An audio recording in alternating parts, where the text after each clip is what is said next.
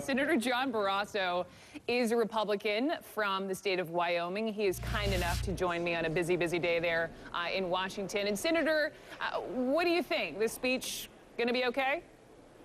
Well, Brooke, I know the president always gives a good speech, and the last 2 years of the speech, he's focused on jobs, the economy, the debt, and the spending. But instead, that's not what we got. So, you have to make sure that the rhetoric meets the record. And what we instead got was increased spending, increased debt, and a bigger government. And that's not what we need in this country today at a point with high unemployment and a record debt.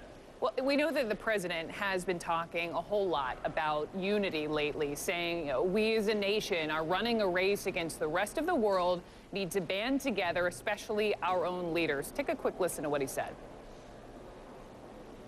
If we're willing to put aside short-term politics,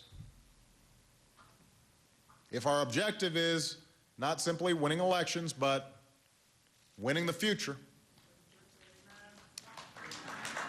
then we should be able to get our act together here, because we are all Americans and we are in this race together.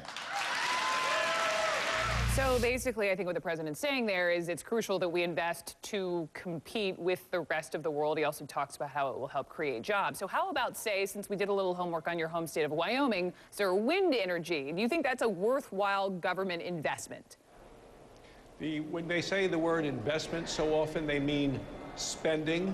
And we need all the sources of energy. I'm on both the Energy and the Environment Committee, and Wyoming provides all sorts of energy.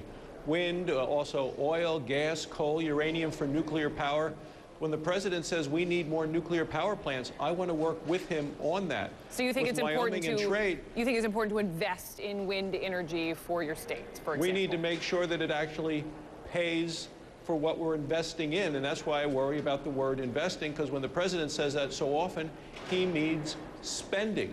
And what we have seen with this administration and so many of the things he has, quote, invested in, actually have not helped produce jobs. And he says he wants to make renewable energy the cheapest form of energy. Unfortunately, the rules and regulations out of this administration try to do that by raising the cost of other energy, not by lowering the cost of renewable energy. And Brooke, we need to make energy as clean as we can, as fast as we can, but do it in a way that doesn't raise energy prices for American families. You bring up a word that we're hearing so much about, especially today, this word investing. And I know your party, the Republicans, say we can't afford to make these investments. The president's saying we can't afford not to. So, Senator Barrasso, is there any room at all here for compromise? Well, I think there's common ground on free trade. I agree with the president. We ought to go ahead and approve the free trade agreements with Panama, with Colombia, and with South Korea. I've just been on a trade mission with Senator McCain to Colombia and to Panama. We need that'll open up opportunities for American companies and American exports. That's something that I absolutely agree and want to work with the president on. Ultimately, though, we as a nation cannot continue to borrow 41 cents of every dollar we spend, because the spending is irresponsible, it's unsustainable, and Brooke, there are a lot of Americans that are worried that it may be irreversible. And as I told the president face to face, I said, I'm concerned that what we saw happening in Greece may be just a coming attraction of what's going to happen in the United States unless we get the spending under control. And whether you call it an investment or spending, either way, it is adding to the debt, and we can't afford it. Before I let you go, I want to ask you about what's happening after the big State of the Union, and it pertains to your own party. The Republicans are giving not just one, but two responses to the president's speech tonight, including Michelle Bachmann speaking for the Tea Party caucus. And are you worried at all, Senator, that your party is increasingly at odds with itself? I think our party is very committed to helping grow the economy, get the spending under control.